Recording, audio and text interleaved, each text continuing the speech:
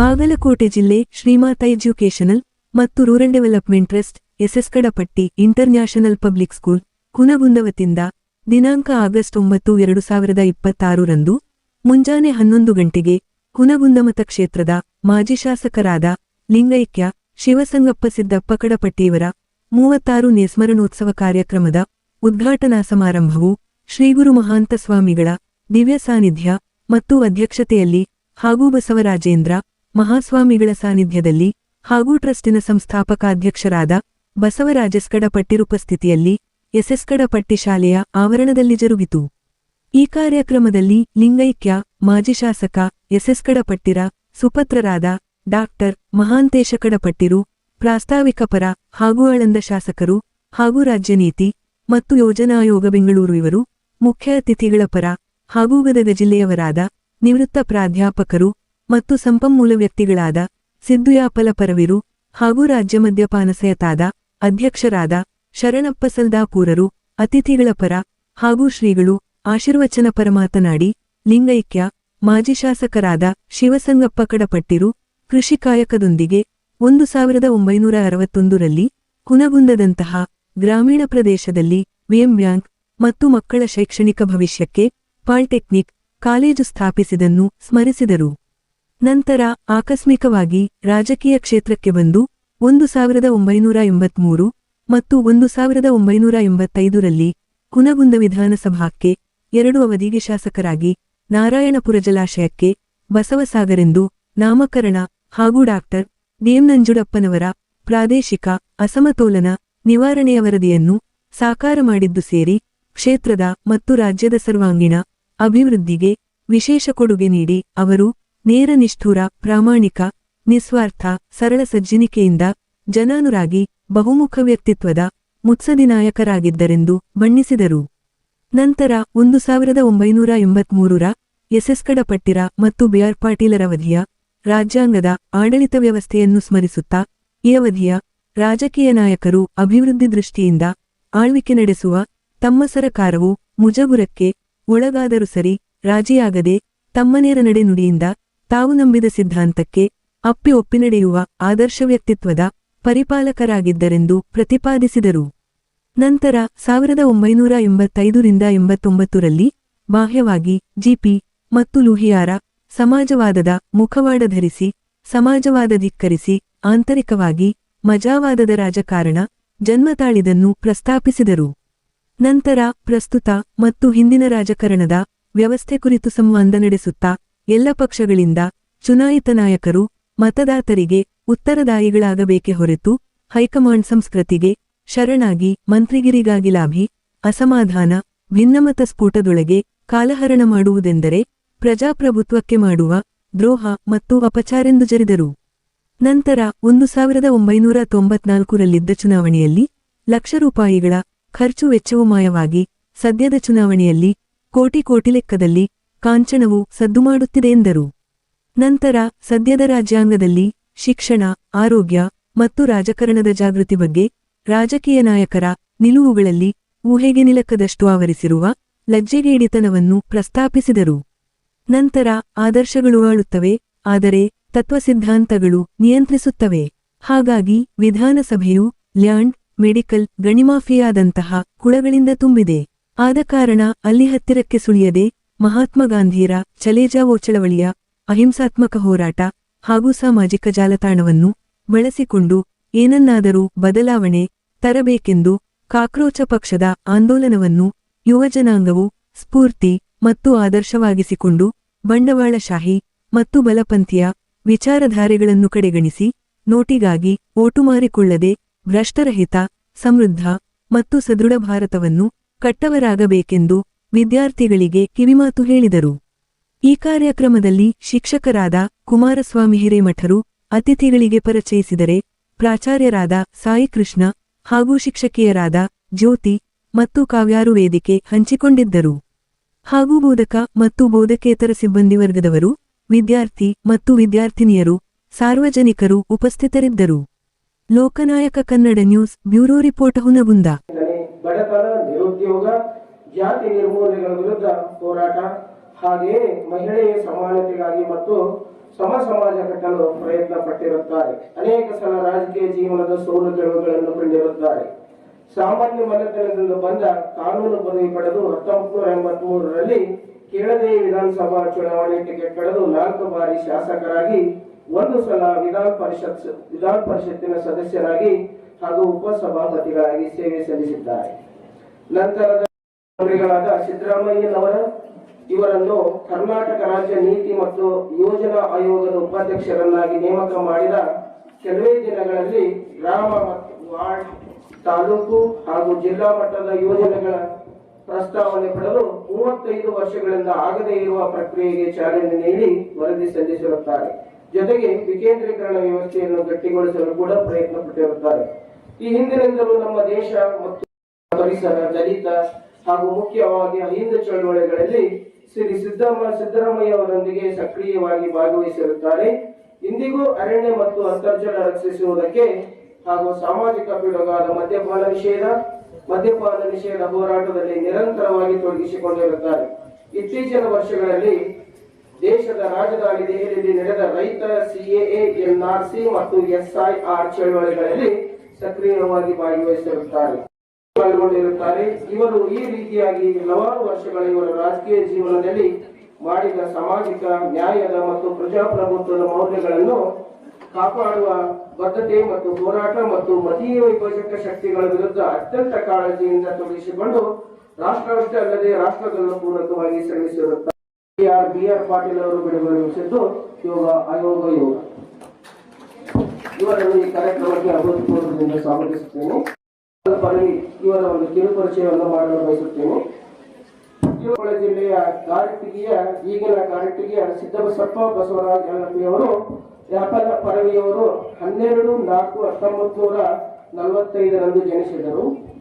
ಇವರು ತಮ್ಮ ಪ್ರಾಥಮಿಕ ಶಿಕ್ಷಣ ಮತ್ತು ಪ್ರೌಢ ಶಿಕ್ಷಣವನ್ನು ಕಾರಟಗಿಯಲ್ಲಿರ್ತಕ್ಕಂಥ ಸರ್ಕಾರಿ ಶಾಲೆಯಲ್ಲಿ ಪ್ರಾಥಮಿಕ ಮತ್ತು ಪ್ರೌಢ ಶಿಕ್ಷಣವನ್ನು ಮುಗಿಸಿದರು. ಜೊತೆಗೆ ಮುಂದಿನ ಉನ್ನತ ವಿದ್ಯಾಭ್ಯಾಸಕ್ಕಾಗಿ ಶಿಕ್ಷಣ ಪಡೆಯಲು ಗದಗಿನ ತೋಂಟದಾರ್ಯ ಮಠದ ಡಾಕ್ಟರ್ ಸಿದ್ದಲಿಂಗ ಸ್ವಾಮೀಜಿಗಳ ಪ್ರೇರಣೆಯಿಂದ ಧಾರವಾಡದ ಕರ್ನಾಟಕ ಕಾಲೇಜಿನಲ್ಲಿ ಉನ್ನತ ಪದವಿಯನ್ನು ಪಡೆದು ಇವರು ಇಂಗ್ಲಿಷ್ ಪ್ರಾಧ್ಯಾಪಕರಾಗಿ ಗದಗಿನ ಕನಕದಾಸ ಶಿಕ್ಷಣ ಸಮಿತಿಯ ಪದವಿ ಪೂರ್ವ ಕಾಲೇಜಿನಲ್ಲಿ ಸೇವೆ ಸಲ್ಲಿಸಿರುತ್ತಾರೆ.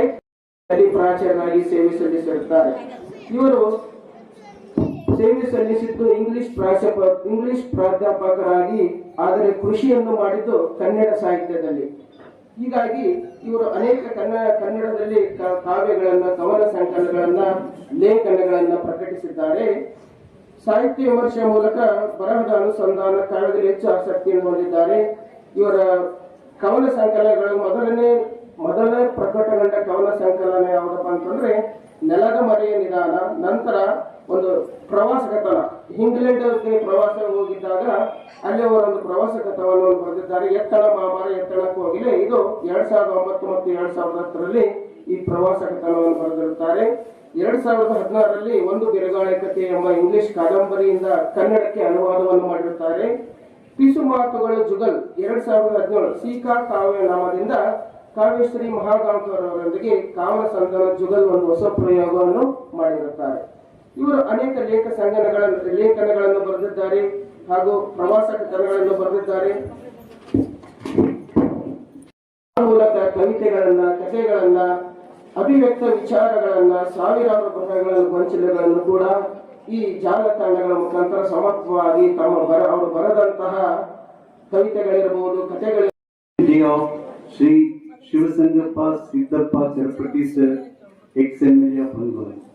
And today also we are celebrating Quit India movement, a call given by the Gandhiji to Britishers to quit the India. Shri Shivasangappa Siddhappa Tirupati sir was a person of simple nature and a staunch advocate for the progressive ideas in his straightforward life. He was one among the cooperative movement's leaders. His contributions against monasteries and educational institutions were immense. He was truly a stalwart. As legislator, he had been dedicated to the development of the faith. He raised his voice against the regional imbalance in the state. Dr. Nanjundapa's report and writings are the reason for this. He prioritized the welfare of the people over self-interest. As the chairman of Vijay Mahantesh Vidyavartaka Sangha, he has made significant contributions to the field of education with active involvement. 36ನೇ ಪುಣ್ಯ ಸ್ಮರಣೋತ್ಸವ ಹಾಗೂ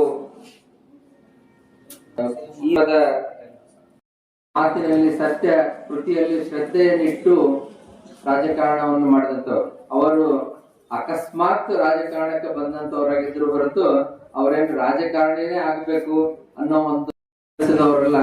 ಜನರ ಸಮಸ್ಯೆಗಳಿಗೆ ಪರಿಹಾರ ಹುಡುಕುವಂತ ಒಬ್ಬ ವ್ಯಕ್ತಿಯಾಗಿದ್ದರು. ಜನರ ಮಧ್ಯದಲ್ಲಿ ಜನಸಾಮಾನ್ಯರಾಗಿ ಬದುಕಿದಂತ ಒಬ್ಬ ವ್ಯಕ್ತಿ. ಇವತ್ತಿನ ದಿವಸ ನಾವು BR ಪಾಟೀಲ್ ಅವರನ್ನು ಕರೆಸಿದ ಅವರು ಈ ಹಳೆಯ ತಲೆಮಾರು ಹೊಸ ತಲೆಮಾರು ಕಳೆ ಒಂದು ಕೊಂಡಿಯಾಗಿ ಬಂದಿದ್ದಾರೆ. ಅಂದ್ರೆ ಅವತ್ತಿನ ದಿವಸದಲ್ಲಿ ರಾಜಕಾರಣ ಬರೀ ಜನಸೇವೆ ಆಗಿತ್ತು. ಯಾವತ್ತು ಯಾರನ್ನು ದ್ವೇಷಿಸದೆ, ಯಾರನ್ನು ಬೈಲಾರದೆ ಬಾಳೋದು ಬಹಳ ಉತ್ತಮ, ತಿಳಿದು ಬಾಳೋದು ಉತ್ತಮ ಅಂತ ಹೇಳ್ತಾರೆ. ತುಳಿದು ಬಾಳೋರು ಅಳಿದು ಹೋಗ್ತಾರೆ, ತಿಳಿದು ಬಾಳೋರು ಅಳಿದ ಮೇಲೆ ಉಳಿದಾರ ಅಂತಾರೆ. ಅಂದ್ರೆ ನಾವು ಯಾವತ್ತು ತಿಳಿದು ಬಾಳ್ಬೇಕು. ಬೇರೆಯವರಿಗೆ ನಾವು ಕಷ್ಟ ಕೊಡೋದು, ಕಿರಿಕಿರಿ ಮಾಡೋದು ಮಾಡಿದ್ರೆ ಅಂತಂದ್ರೆ ಜನ ನಿಮ್ಮನ್ನ ಮನಸ್ಸಲ್ಲೇನೆ ದ್ವೇಷಿಸ್ತಾರೆ. ಈಗಿನ ರಾಜಕೀಯ ವ್ಯವಸ್ಥೆಯಲ್ಲಿ ದ್ವೇಷ ರಾಜಕಾರಣ ಒಂಥರ ಇದಾಗ್ಬಿಟ್ಟಿದೆ. ಅದು ಈಗಿನ ಹಳೆಯ ತಲೆಮಾರಿಗೂ ಈಗೂ ಬಹಳ ಇದನ್ಸುತ್ತೆ. ನೀಡಿದಷ್ಟಂತೆ ದುಡಿದೊಂಡ್ರ ಅಂತಂದ್ರ ಸಾಕನ್ನುವಷ್ಟಂತೆ. ಅಂದ್ರೆ ಅವರು ಶಾಸಕರಾಗಿದ್ದಾಗೂ ದಿನಾ ಮಧ್ಯಾಹ್ನ ತೋಟಕ್ಕೆ ಹೋಗ್ತಿದ್ರು. ಇಲ್ಲಿಂದ ನಮ್ಮ ತೋಟ ಒಂದ್ 25 ಕಿಲೋಮೀಟರ್. ಅವರು ಆಮೇಲೆ ಶಾಸಕರಾಗಿದ್ದಾಗೂ ನಮ್ಮ ಅಂಗಡಿದು ಲೆಕ್ಕನು ಬರೀತಿದ್ರು. ಅವ್ರು ಖಾತೆ ಬರೆಯೋದು ಮಾಡ್ತಿದ್ರು. ಆಮೇಲೆ ಎಂದೂ ಆಗಿನ ಕಾಲದಾಗ ಇದ್ದಿದ್ರು ಟೈಪ್ ರೈಟರ್ಸ್ ಇದ್ದಿದ್ದಿಲ್ಲ. ಇದ್ದು ಆದ್ರೂ ಎಂದೂ ಅವ್ರಿಗೆ ಯಾರಿಗೂ ಲೆಟರ್ ಕೊಡ್ಬೇಕಂದ್ರ ಟೈಪ್ ರೈಟರ್ ಟೈಪ್ ಮಾಡ್ಕೊಂಬ ಅನ್ನೋ ಒಂದು ಪರಿಪಾಠ ಇರ್ತಿದ್ರು. ಎಲ್ಲರಿಗೂ ಯಾರ್ಯಾರು ಲೆಟರ್ ಕೊಡೋದಾದ್ರೂ ಸ್ವಂತ ತಾವ ಕುಂತು ಬರದ್ ಇದನ್ನ ಮಾಡೋದು. ಕ್ಯಾನ್ಸರ್ ಆಗಿ ಡೆತ್ ಬೆಡ್ ಮೇಲೆ ಇದ್ರಂತ. ಅಂದ್ರೆ ಆಗಿನ ರಾಜಕಾರಣಿಗಳು ಹೆಂಗಿದ್ರು, ಈಗಿನ ಇವ್ರು ಹೆಂಗದಾರ ಅನ್ನೋದಕ್ಕೆ. ನಜೀರ್ ಸಾಬ್ರು ತೀರ್ಕೋಬೇಕ ಡೆತ್ ಬೆಡ್ ಮ್ಯಾಗ ಇರ್ಬೇಕಾದ್ರೆ ಅವಾಗ ಒಂದಿಷ್ಟು ಜನ ಹೋಗಿ ಮಾತಾಡ್ತಾರೆ. ಅವಾಗ ಬೊಮ್ಮಾಯಿಯವರು ಮುಖ್ಯಮಂತ್ರಿ ಇದ್ರು. ಬೊಮ್ಮಾಯಿಯವರು ಮನಿ ಕಡೆ ಏನಾರ ಸಮಸ್ಯೆ ಐತೇನ್ರಿ ಅಂತ ಕೇಳಿದ್ರಂತೆ. ಅಂದ್ರ ಅವ್ರ ಒಂಥರ ಸೆಮಿ ಕಾನ್ಶಿಯಸ್ ಆತ್ಮರ್ದ ಇದ್ರೊಳಗೆ ಇದ್ರಂತೆ. ಅವಾಗ ಇಲ್ಲ 5 ಲಕ್ಷ ಮನಿ ಕಟ್ಟಬೇಕಾಗಿತ್ತು, ಬರೀ 3 ಲಕ್ಷ ಕಟ್ಟಿವಿ ಅನ್ನೋ ಒಂದು ಮಾತು ತೊದಲ್ ನೋಡಿ ಮುಖಾಂತರ ಬಂದಂತೆ. ಅಂದ್ರ ಅವರು ಸಾಯೋ ಇದ್ರೊಳಗಿದ್ರು ಆ ತರ ಯೋಚನೆ ಮಾಡುವಂತ ಪರಿಸ್ಥಿತಿಯಲ್ಲಿದ್ರು. ನಾನು 2 ಮಾತು ಮುಗಿಸ್ತೇನೆ. ಧನ್ಯವಾದಗಳು. ಹೊತ್ತಿನಲ್ಲಿ ನಾವೆಲ್ಲ ಯುವಕರು ಬರಹವನ್ನ ರೂಪಿಸಿಕೊಂಡವು. ಹಾಗೆ ಆದರ್ಶದ ಮಾತುಗಳನ್ನ, ಆದರ್ಶದ ವ್ಯಕ್ತಿಗಳನ್ನ ಕಂಡಾಗ ಬಹಳ ರೋಮಾಂಚಿತರಾಗ್ತಾ ಇತ್ತು. 83ರ ಚುನಾವಣೆಯಲ್ಲಿ ಅನೇಕ ಆ ಥರದ ಆದರ್ಶದ ವ್ಯಕ್ತಿಗಳು ಗೆದ್ದು ಬಂದರು. ಅದ್ರಲ್ಲಿ ನಮ್ಮ BR ಪಾಟೀಲ್ರು ಒಬ್ರು. ಆಗ 86ರಲ್ಲಿ ನಾನು ಒಂದ್ಸಲ ಈಕಲ್ ಮಠಕ್ಕೆ ಬಂದಾಗ, ಮಠದಿಂದ ನಾವು ನಮ್ಮೂರಿಗೆ ಹೋಗ್ಬೇಕಂತ ಬಸ್ ಸ್ಟ್ಯಾಂಡ್ ನಲ್ಲಿ ಕೂತಿದ್ದಾಗ ಅವರು ಬಸ್ಸಿಗಾಗಿ ವೇಟ್ ಮಾಡ್ತಾ ಇದ್ರು. ಸ್ವಲ್ಪ ದೂರದಲ್ಲಿ ಕಂಡಕ್ಟರ್ಸು ಅವರೆಲ್ಲ ಬಹಳ ಭಯ ಭಕ್ತಿಯಿಂದ ನಿಂತಿದ್ರು. ಆಮೇಲೆ ನೀವ್ ಯಾರು ಸರ್, ಹಿಂಗ್ಯಾಕೆ ಅವರೆಲ್ಲ ನಿಮ್ ಎದುರುಗಡೆ ನಿಂತಾರ ಅಂತ ಕೇಳಿದೆ. ಅವ್ರು ನಾನು ಈ ಕ್ಷೇತ್ರದ ಶಾಸಕ ಅಂತ ಹೇಳಿಲ್ಲ. ಹಾಗೆ ಇದು ಮಾತಾಡ್ತಾ ನಾನು ಶಿವಸಂಗಪ್ಪ ಕಡಪಟ್ಟಿ ಅಂತ ಹೇಳಿ ಅಂತ ಹೇಳಿದ್ರು. ಆಮೇಲೆ ನಮ್ಗೆ ಗೊತ್ತಾಯ್ತು MLA ಇರ್ಬೇಕು ಸರ್, ತಾವು MLA ಅಂತ ಹೇಳಿಲ್ಲ. ಹೌದು MLA. ಮತ್ ಬಸ್ ಅಡ್ಡಾಡ್ತೀರಿ ಅಂದ್ರೆ ಯಾಕ ಬಸ್ ಅಡ್ಡಾಡ್ಬಾರ್ದೇನು, ಸರ್ಕಾರದ MLA ನಾನು ಸರ್ಕಾರಿ ಬಸ್ ಅಡ್ಡಾಡ್ತೀನಿ ಅಂದ್ರೆ ನನಗೆ ಶಾಕ್ ಆಗಿದೆ. MLA ಬಸ್ ಅಡ್ಡಾಡ್ತಾರ, ನಾವು ನೋಡೇ ಇರಲಿಲ್ಲ. 3 ಜನ ಶಾಸಕರು ಬಸ್ಸಿಗೆ ಅಡ್ಡಾಡ್ತಿದ್ರು. ಪಾಟೀಲ್ ಸಾಹೇಬರು ತಾವು ಬಸ್ಸಿಗೆ ಅಡ್ಡಾಡ್ತಿದ್ರು ಏನೋ ಗೊತ್ತಿಲ್ಲ.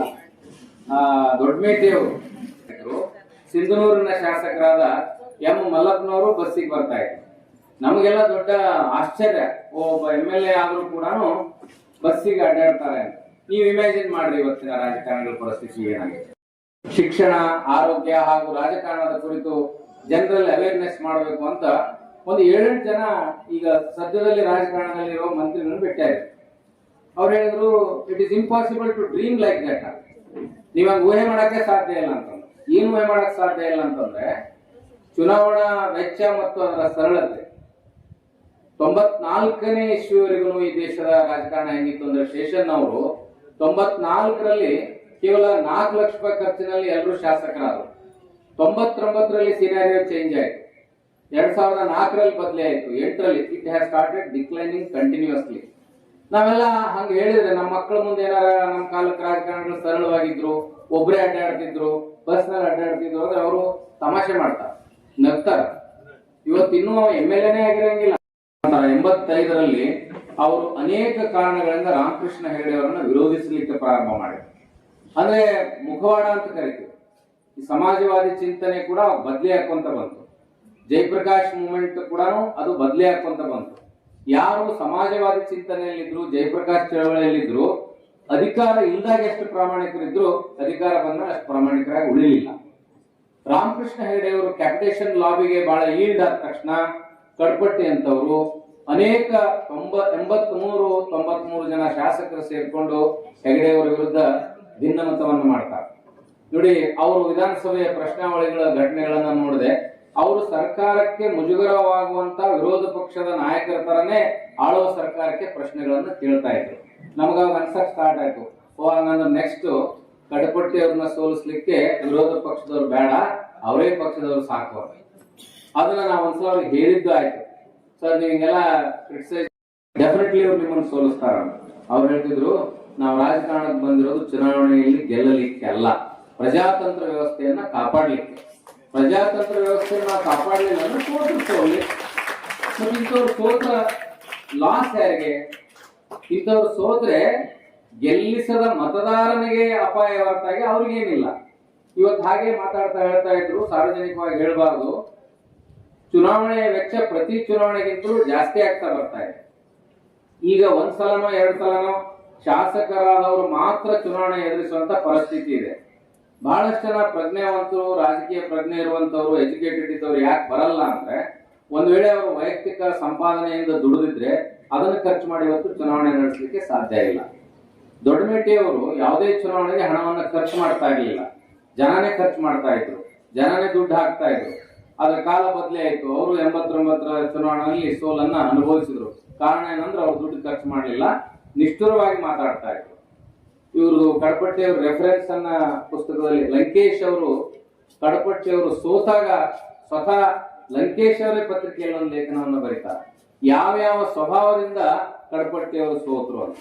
ಮೊದಲನೇದು ಕಡಪಟ್ಟಿ ಅವ್ರ ಸೋಲಿಗೆ ಅವ್ರು ಡಿಫೈನ್ ಮಾಡೋದೇನಂದ್ರೆ, ಈ ಮನುಷ್ಯನ ಸ್ಟ್ರೇಟ್ ಫಾರ್ವರ್ಡ್ ಸ್ಟೇಟ್ಮೆಂಟ್ಸ್, ನೇರವಾಗಿ ಮುಖಕ್ಕೆ ಹೊಡೆದಂಗ ಆಡುವ ಮಾತುಗಳು.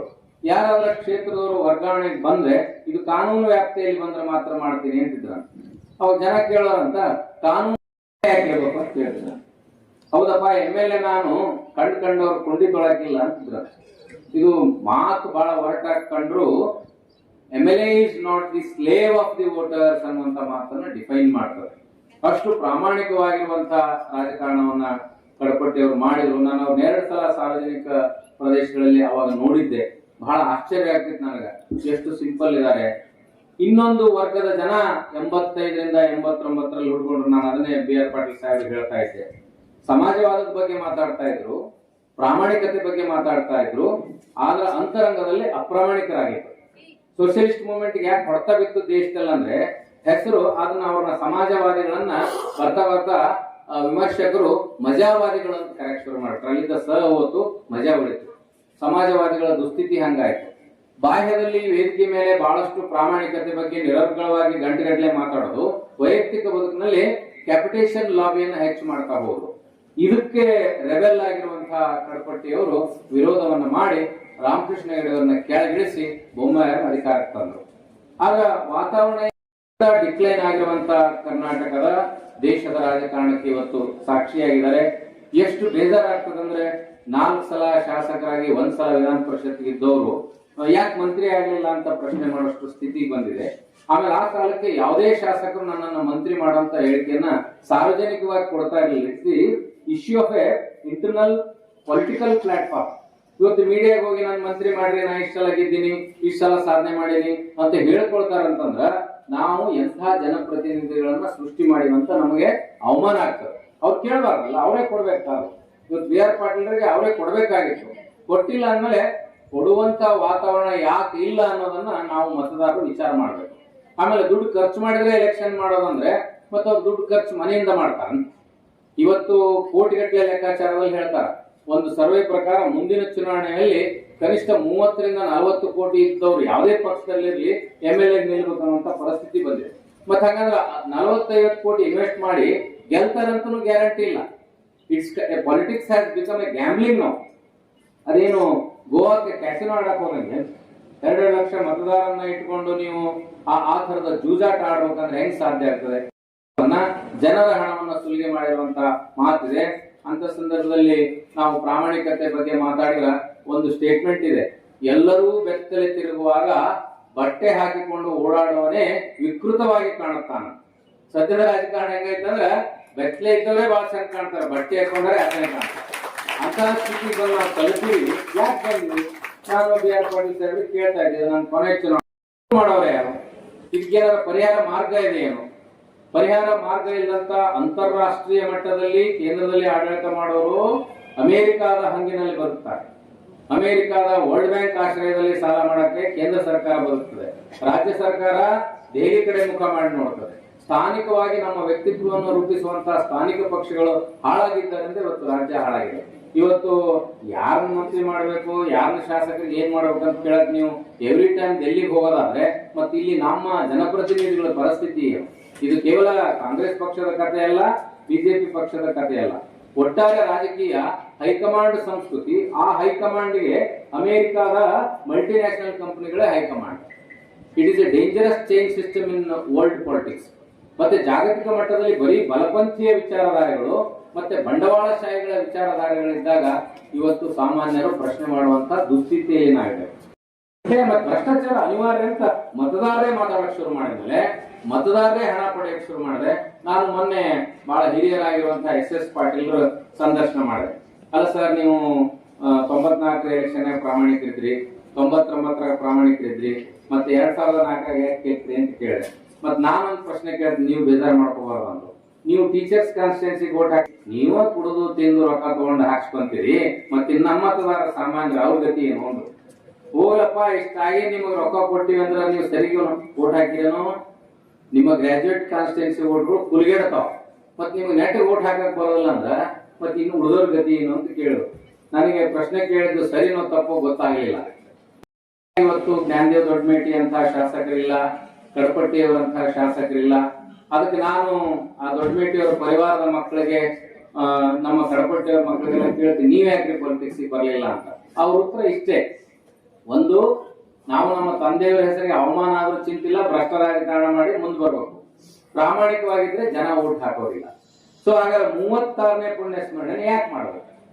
ಬಿ ಆರ್ ಪಾಟೀಲ್ ಯಾಕೆ ಪುಸ್ತಕ ಬಿಡುಗಡೆ ಮಾಡಿ? ಅದೇನು ಒಂದರ ಹೆಂಗಿದೆ ಅಂದ್ರೆ, ಈ ಅವ್ರ ಕಡಪಟ್ಟಿ ಅವ್ರ ಜೀವನ ಚರಿತ್ರೆ ಓದಿದ್ರೆ ನಾವು ಈ ಒಂದು ರಂಜನೀಯ ಇದು ನಾವು ಲಕ್ಷ್ಮೀ ಸಾಗರ್ ಅವರು ಎಲೆಕ್ಷನ್ ಅವರ ಮನೆಯಿಂದ ಕಾನೂನು ಸಚಿವರಾಗಿದ್ದಾಗ ಕಾರ್ ಹೋದ್ರೆ ಎಲ್ಲ ವಾಕ್ಯಗಳ ಸ್ಟ್ರೈಕ್ ಕಾರ್. ಅದೇ 1 ವರ್ಷ 14 ತಿಂಗಳು ರೈತರು ಸ್ಟ್ರೈಕ್ ಮಾಡಿದ್ರೆ ಈ ಸರ್ಕಾರ ಜಪ್ ಅನ್ಲಿಲ್ಲ. ಆದ್ರೆ ಯಾವ ಯುವಕರು ಇವತ್ತು ಎಲೆಕ್ಟ್ರಾನಿಕ್ ಮೀಡಿಯಾನ ಬಳಸಿಕೊಂಡು ಸಾಮಾಜಿಕ ಜಾಲತಾಣಗಳಿಂದ ಜಗತ್ತನ್ನ ಅಲುಗಾಡಿಸಬಹುದು ಅನ್ನೋದನ್ನ ತೋರಿಸಿಕೊಟ್ರು. They are shaken the whole world. ಅಂತ ಒಂದು ಶಕ್ತಿ ಯುವಕರಿಗಿದೆ. ಅದಕ್ಕೆ ನೀವು ಯುವಕರು ಏನ್ ಕಡಪಟ್ಟಿಯವ್ರ ಕಥೆಗಳನ್ನ ಈ ಪುಸ್ತಕದಲ್ಲಿ ಓದ್ತೀರಿ ಅಥವಾ ನಮ್ಮೆಲ್ಲರ ಭಾಷಣಗಳು ಕೇಳ್ತಿರಲ್ಲ, ನೀವು ಅಂತ ಆದರ್ಶ ಇಲ್ಲಿ ನೋಡ್ರಿ. ಎಲ್ಲ ತಲೆಮಾರಿನ ರಾಜಕಾರಣ ಕಂಡು ಹಿರಿಯರದಾರ, ಹಾಗೆ ವೇದಿಕೆ ಮುಂಭಾಗದಲ್ಲಿ ಯುವಕರದಾರ. ಪಾಪ ಓಟ್ ಹಾಕೋದು ಅದಕ್ಕಿಂತ ಕಡು ಭ್ರಷ್ಟತನ. ಆದರ್ಶ ಮತ್ತು ಸಿದ್ಧಾಂತಗಳ ಮೇಲೆ, ವ್ಯಕ್ತಿಯ ಅದ್ಭುತವಾದ ವ್ಯಕ್ತಿತ್ವದ ಮೇಲೆ ನಾವು ಮತಗಳನ್ನ ಚಲಾಯಿಸುವುದರ ಮೂಲಕ ಈ ಪ್ರಜಾಪ್ರಭುತ್ವ ವ್ಯವಸ್ಥೆಯನ್ನ ಗಟ್ಟಿಗೊಳಿಸೋಣ ಅಂತ ಹಾರೈಸಿ, ಇಂಥ ಕಾರ್ಯಕ್ರಮದಲ್ಲಿ ಪಾಲ್ಗೊಳ್ಳಕ್ಕೆ ನನ್ನನ್ನು ತುಂಬಾ ದೂರದಿಂದ ಆಹ್ವಾನಿಸಿದ ಕಡಪಟ್ಟಿ ಸಹೋದರರಿಗೆ ತಮ್ಗೆಲ್ಲರಿಗೂ ವಂದಿಸಿ ನಾನು ಪ್ರಶ್ನೆ ಮಕ್ಕಳೇ ನಮಗೆ ಕೇಳುವಂತ ದಿನಮಾನದಲ್ಲಿ ನಿಂತೀವಿ. ನೀವೇನು ಈ ಸಮಾಜದ ವ್ಯವಸ್ಥೆಯಲ್ಲಿ ನೀವೇನು ಅಂತಕ್ಕಂಥ ಒಂದು ಪ್ರಶ್ನೆ ಮಾಡುವಂತ ನೈತಿಕ ಮೌಲ್ಯಗಳನ್ನ, ಬಹುಶಃ ಮಾನವೀಯ ಮೌಲ್ಯಗಳನ್ನೋದು ಬಹಳ ಇವತ್ತಿನವರೆಗೂ ಸಮಾಜ ಒಳ್ಳೆ ಸಮಾಜ ಇಲ್ಲಿ ಭಾರತದ ನೆಲದಲ್ಲಿ ಅದ್ರ ಬಗ್ಗೆ ನಾವು ಬಸವಣ್ಣ ತಗೋಬಹುದು, ಬುದ್ಧನ್ ತಗೋಬಹುದು, ವಿವೇಕಾನಂದ, ಸ್ವಾಮಿ ವಿವೇಕಾನಂದ ತಗೋಬಹುದು, ಮಹಾತ್ಮ ಗಾಂಧೀಜಿ. ಯಾಕಂದ್ರೆ ಇವತ್ತು ಚಲೆ ಚಳವಳಿ ಮಹಾತ್ಮ ಗಾಂಧೀಜಿಯವರ ದಿನದಂದು ಇವತ್ತು ಅನ್ಕೊಂಡಿದ್ವಿ. ಬಹುಶಃ ನಮ್ಮ ಆಯುಷ್ಯ ಇನ್ನೊಂದು 10, 15, 20 ವರ್ಷ, 30 ವರ್ಷ ವಯಸ್ಸಾದವರಿಗೆ ಇರ್ಬೋದು. ಅದ್ರ ಮಧ್ಯದಲ್ಲಿ ಸಮಾಜಕ್ಕೆ ಗಣಪತಿ ಸಾಹೇಬರ 36ನೇ ಒಂದು ಸ್ಮರಣೋತ್ಸವ ಕಾರ್ಯಕ್ರಮ ಮಾಡ್ತೀವಿ ಅಂದ್ರೆ ಅವ್ರ ಬದುಕು ಇವತ್ತು ನಮ್ಮನ್ನ ಅಷ್ಟು ಅದ್ಭುತವಾದ ವಿಚಾರಗಳನ್ನ ಅವ್ರ ಬದುಕಿ ಸತ್ತಿರ್ತಕ್ಕಂಥ ಒಂದು ನಡೆದಿರೋ ಹೆಜ್ಜೆಗಳೇನವ ಅವು ಇವತ್ತು ನಮಗೆ ಮಾತಾಡ್ತಾರೆ. ಅದೇ ರೀತಿಯಾಗಿ ನಮ್ಮ ಬದುಕಿನಲ್ಲಿ ಏನಾದ್ರೂ ಬೇಕನ್ನೋದಾದ್ರೆ ನಮ್ಮ ಮಕ್ಕಳು ನಮ್ಮ ಬಗ್ಗೆ ಏನಾದ್ರು ಮಾತಾಡ್ಬೇಕಂದ್ರೆ ನಾವು ಕನಿಷ್ಠ ಬದುಕಬೇಕಾಗ್ತದೆ ಅಂತ ಪ್ರಕಾರ ಮಾಡ್ತಕ್ಕಂಥ ಅನೀತಿ ಒಂದು ಕೆಟ್ಟ ಕೆಲಸನ ತಡೀಲಿಕ್ಕೆ ನೀವೆಲ್ಲ ಮನಸ್ಸು ಮಾಡಿದ್ರೆ ಖಂಡಿತವಾಗಿ ತಡಿತೀವಿ ಅಂತಕ್ಕಂಥ ಒಂದು ನಂಬಿಕೆಯಿಂದ ಇಲ್ಲಿ ಅನಿರೀಕ್ಷಿತವಾಗಿ ಮಾತಾಡ್ಲಿಕ್ಕೆ ಅವಕಾಶ ಮಾಡಿಕೊಟ್ಟಿರ್ತಕ್ಕಂಥ ಈ ಎಲ್ಲ ಸಂಘಟಕರಿಗೂ, ಈ ವಿದ್ಯಾವರ್ಗ ಸಂಸ್ಥೆಯ ಹಿರಿಯರೆಲ್ಲರಿಗೂ ವಾಸ್ತವಿಕವಾಗಿ ಬಸವರಾಜ್ ಅವರೇ, ನಾನು ಚೌಪಾಟಿಯಲ್ಲಿ ಕಾರ್ಯಕ್ರಮಕ್ಕೆ ಹೋಗಿದ್ದೆ. ನಾನು ಬರ್ತೀನಿ, ಪ್ರತಿ ವರ್ಷ ಹೋಗ್ತೀನಿ. ಅಲ್ಲ, ಚೌಪಾಟಿಯಿಂದ ಅಲ್ಲಿ ನಡ್ಕೊಂಡು ಹೋಗಿ ಒಂದು ಗಾಂಧೀಜಿಯವರ ಪುತ್ರಿಗೆ ಮಾಲಾರ್ಪಣೆ ಮಾಡ್ತೀವಿ. ಯಾಕಂದ್ರೆ 42ರ ಅಲ್ಲಿ ಶ್ರೀಮಾನ್ ಮಹಾತ್ಮ ಗಾಂಧಿಯವರು ಚಾಲೆಂಜ್ ಆಫ್ ಚಳವಳಿ ತೆರೆಕೊಟ್ಟು, ಆ ಚಾಲೆಂಜ್ ಆಫ್ ಚಳವಳಿ ಮಂತ್ರ ಹೇಳಿದವರು ಯೂಸುಫ್ ಮೆಹರಿ ಅವರು.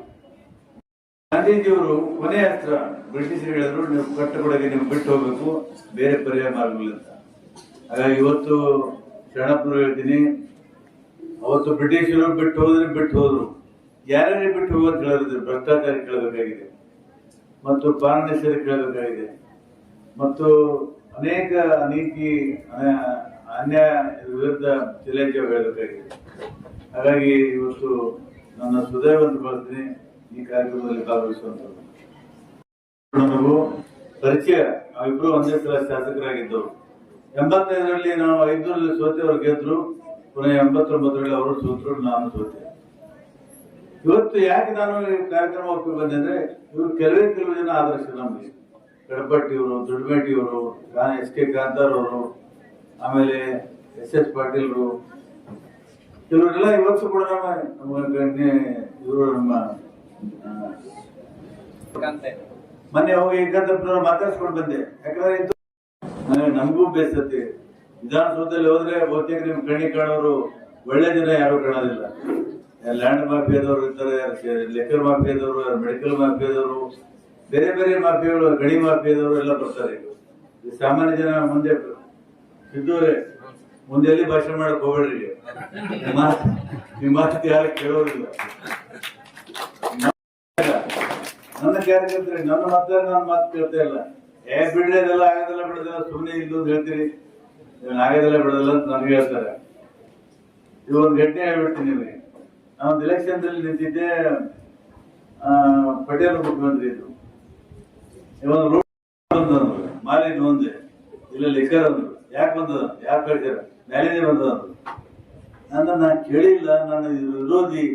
ಯಾಕಂದ್ರೆ ಬಂತಿದ್ರು ಆ ಕಣಪಾಪಿಲಿಂದ ನೋಡ್ಬಾರ್ದು ಅಂತ ಹೇಳಿ ನಾನು ನೋಡ್ಲಿಲ್ಲ, ಆ ಕಡೆ ಹಣ್ಣು ಹೋಗ್ಲಿಲ್ಲ. ಅದು ಯಾರು ಕೊಡಿದ್ರು, ಯಾರು ಮಾರಿದ್ರು, ಎಲ್ಲಿ ಒಯ್ದ್ರು ಏನೋ ಗೊತ್ತಿಲ್ಲ. ನನಗೆ ಒಂದು ರೋಡ್ ಎಲ್ಲ ಖಾಲಿಯಾಗಿ ಹೋಗ್ತಿರುತ್ತೆ. ಎಷ್ಟು ರೋಡ್ ತಂದ್ರು ಖಾಲಿ ಆಯ್ತು, ಒಂದು ರೋಡ್ ಅಲ್ಲ, ಎಷ್ಟು ರೋಡ್ ತಂದ್ರು ಖಾಲಿ ಆಗ್ತವೆ. ಗಾಂಧೀಜಿ ಅದಕ್ಕೆ ಹೇಳಿದ್ರು, ನಾನು ಬರೀ 2 ಗಂಟೆ ನನಗೆ ಸರ್ವಾಧಿಕಾರಿ ಆಗಿದ್ರೆ ದೇಶದಲ್ಲಿ ಮೊದಲೇ ಕೆಲಸ ನಾನು ಪಾನ ನಿಷೇಧ ಮಾಡ್ತೀನಿ ಅಂತ ಗಾಂಧೀಜಿ ಹೇಳಿದ್ರು. ಗಾಂಧೀಜಿ ಆದರ್ಶದಲ್ಲಿ ನಾವು ಇವತ್ತೆಲ್ಲ ಬಂದಿದ್ದೇವೆ. ಅದಕ್ಕೆ ಆದರ್ಶಗಳು ಆಳ್ತವೆ, ತತ್ವ ಸಿದ್ಧಾಂತಗಳು ನಿಯಂತ್ರಿಸ್ತವೆ. ಇವತ್ತು ನಾನು ಶರಣಪ್ಪನಂತವ್ರು ಭೇಟಿಯಾಗಿಲ್ಲ, ನಮ್ಮ ಜಾತಿಯವನಲ್ಲ, ನಮ್ಮ ಸಂಬಂಧಿಕರಲ್ಲ, ನಾವು ನೋಡಿಲ್ಲ. ಆದ್ರೂ ಇವತ್ತು ನಾವು ಯಾಕೆ ಗಾಂಧೀಜಿಯನ್ನು ಅನಿಸ್ತೇವೆ ಅಂದ್ರೆ, ಬಹಳ ದೊಡ್ಡ ಅಹಿಂಸಾವಾದಿಗಳು ಮತ್ತು ಸತ್ಯವಾದಿಗಳು ಅಂತವ್ರು ದೇಶದಲ್ಲಿ ಅನೇಕ ಜನ ಇದ್ದಾರೆ. ಇವತ್ತು ಯಾರಿಗೂ ಗೊತ್ತಿಲ್ಲ, ಬರೀ ಎಂತೋ ಗೊತ್ತಿಲ್ಲ. ಮಲ್ಯಾನಂತವ್ರ ಹೆಸರು ಗೊತ್ತು ನಮಗೆ, ಮತ್ತೆ ಬೇರೆ ಬೇರೆ ಕಳ್ತನ ಮಾಡೋರ ಹೆಸರು ಗೊತ್ತು, ಸುಳ್ತನ ಮಾಡೋರು ಗೊತ್ತು. ಹಾಗಾಗಿ ಇವತ್ತು ಇಡೀ ವ್ಯವಸ್ಥೆ ಹದಗೆಟ್ಟಿದೆ. ನಾನು ಕಡಪಟ್ಟಿಯವರಿಗೆ ಯಾಕೆ ಬಂದೆ ಅಂದ್ರೆ, ನಿಷ್ಠುರವಾದಿಗಳು ಇವತ್ತು ಬೇಕು. ಸಿದ್ದೂರೇ, ಯಾಕೆ ಸಮಾಜ ಹಾಳಾಗ್ತಾ ಇದೆ ಅಂದ್ರೆ ಸ್ವಾಮೀಜಿಗಳು ಕೂಡ ತಪ್ಪಿಕೋಬಾರದು. ಸ್ವಾಮಿಗಳು ಕೂಡ ಬಾರಾಡ್ ರೆಸ್ಟೋರೆಂಟ್ ಒಬ್ಬರಿ ಮೇಲೆ ಕೊಟ್ಟಿದ್ದಾರೆ. ನನಗೆ ಏನ್ ಕರ್ಮಪ್ಪ ನಮ್ದಿದ್ರು, ನಮ್ಮ ಮಠಾಧೀಶರು ಏನ್ ಕೆಲಸ ಮಾಡ್ಬೇಕಾಗಿತ್ತು ಅದು ಬಿಟ್ಟು ಬಾರಾಡ್ ರೆಸ್ಟೋರೆಂಟ್ ಒಬ್ಬರಿ ಮೇಲೆ ಕೊಟ್ಟಿದ್ರಲ್ಲ. ಎಲ್ರಿ ನಮ್ಮ ಭಕ್ತರಿದ್ರಿ, ಕರೆದ್ರು ಭಕ್ತಿಗೆ ಹೋಗಿಲ್ಲ, ದಕ್ಷಿಣಕ್ಕೆ ಹೋಗಿರ್ತಾರೆ. ನಮಗೆ ಅದನ್ನು ಗೊತ್ತು. ದಕ್ಷಿಣಕ್ಕೆ ನಾನೇ ಒಂದ್ಸಲ ನನಗೆ ಅರಿವಾಗ್ತಾ ಇದೆ. ನಾನು ನಿಜವಾಗಿರೋ ಮನುಷ್ಯರು ಹುಚ್ಚರು ಏನ್ ಮಾಡ್ಬೇಕು, ಯಾರು ಇದು ಹುಚ್ಚಿರೋದು ನಾವೇ ಸರಿಯಾಗಿ ಹೋಗ್ಲಿಲ್ಲ, ಅವ್ರನ್ನೂ ಸರಿ ಹೋಗ್ಲಿಲ್ಲ. ಅಷ್ಟು ಹದಗೆಟ್ಟು ಹೋಗಿದೆ ಕೆಲಸ. ಅದಕ್ಕೆ ಕಳ್ಪಟ್ಟಿಯವರು ನೋಡಿದೀನಿ ನಾನು. ಬಹಳ ಶುಭ್ರ ಬೆಳಿ ಬಟ್ಟೆ ಹಾಕ್ತಿದ್ರು, ಟೋಪಿ ಹಾಕ್ತಿದ್ರು, ವಿಭೂತಿ ಹಚ್ತಿದ್ರು, ಸಿಗರೇಟ್ ಸೇರ್ತಿದ್ರು. ಹೌದಲ್ಲ, ಸಿಗರೇಟ್ ಸೇರ್ತಿದ್ರು. ಹೆಗಡೆ ವಿರುದ್ಧ ಮಾತಾಡ್ತಿದ್ರು. ನಾವೊಂದು ಯಾಕೆ ಮಾತಾಡ್ತಾರೆ ಹೆಗಡೆ ವಿರುದ್ಧ? ನಾವೇ ಹೊಸದಾಗಿ ಎಲೆಕ್ಷನ್ ಗೆದ್ದು ಬಂದದ್ದು. ಆದ್ರೆ ಅವ್ರ ಮಾತು ಸತ್ಯವಾಗಿತ್ತು. ಅವ್ರ ಉದ್ದೇಶ ವೈಯಕ್ತಿಕ ಸ್ವಾರ್ಥ ಇರಲಿಲ್ಲ, ಮಂತ್ರಿ ಆಗ್ಬೇಕಂತಿರ್ಲಿಲ್ಲ, ದುಡ್ಡು ಬರಲಿ ಅಂತ ಇರಲಿಲ್ಲ. ಇಂಥ ಕೆಟ್ಟ ಜನಕ್ಕೆ ಯಾಕೆ ಮಂತ್ರಿಮಂಡಲದಲ್ಲಿ ತಗೊಂಡ್ರಿ ಅಂತ ಅವ್ರದ್ದು ಉದ್ದೇಶ. ಕೆಟ್ಟ ಜನಕ್ಕೆ ಮಂತ್ರಿಮಂಡಲದಲ್ಲಿ ಯಾಕೆ ತಗೊಂಡ್ರೆ? ನಿಷ್ಠುರವಾದಿಗಳು ಯಾರು ನಿಷ್ಠುರವಾದಿ ಆಗ್ತಾ ಇಲ್ಲ. ನನ್ನ ಕಾರ್ಯಕರ್ತರು ಹೇಳ್ತಾರೆ, ಸುಮ್ಮನೆ ಭಾಷಣದಾಗ ಹೇಳ್ಬೇಡ್ರಿ, ಯಾರು ಕುಡಿಬೇಡ್ರಿ, ತಿನ್ಬೇಡ್ರಿ ಅಂತ ಹೇಳಿ. ಯಾಕೆ ಓಟ್ ಬರಲ್ಲ. ನಾನು ಅದೇ ಹೇಳಿದ್ದೇನೆ, ರಾಜಕಾರಣ ಬರೀ ಚುನಾವಣೆ ನಿಂತು ಸ್ಪರ್ಧೆ ಮಾಡಿ MLA MP ಆಗೋದಲ್ಲ, ಸಮಾಜ ಬದಲಾವಣೆ ಮಾಡೋದಿದೆ. ನಿರಂತರವಾದ ಕೆಲಸ.